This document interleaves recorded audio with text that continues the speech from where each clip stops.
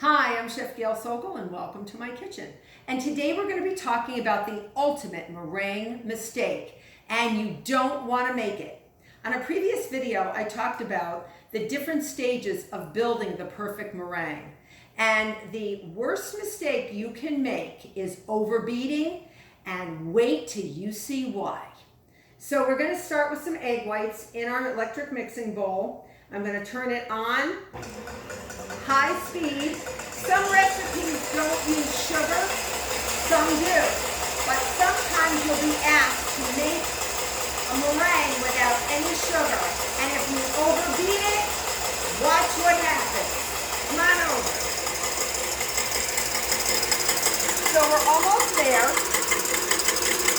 If you want to recap what I did over here, you can see the first stage is really that egg foam. It just starts foaming and getting air in it. You see the air bubbles? This is sort of a foamier later stage. This is soft peaks where the meringue falls over on itself, and these are stiff peaks. So watch what happens when you go past stiff peaks. Watch what happens. For the most part, when you make a meringue, you want to incorporate this meringue into other ingredients. It becomes very difficult to incorporate the meringue if it looks like an overbeaten, soap sudsy, something you should put in the washing machine. It's very hard to blend in, and that's what a lot of people do, and it's a common mistake. All right.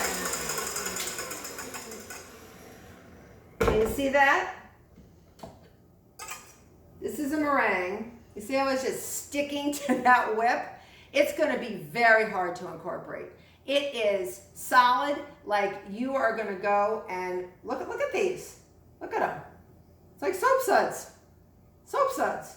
You would not be able to mix this in to any ingredients because they're very dry and they're very soap sudsy. Very different than building that meringue and building those different stages. This is firm peak, but beyond. You don't want to make it. So I hope you become a subscriber. I got many more videos. Till next time.